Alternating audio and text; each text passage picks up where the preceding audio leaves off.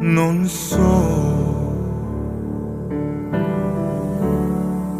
cosa sia la fedeltà,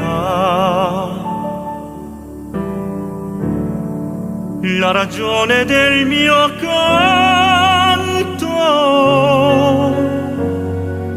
che resistere non può ad un così dolce pianto che mutò l'amore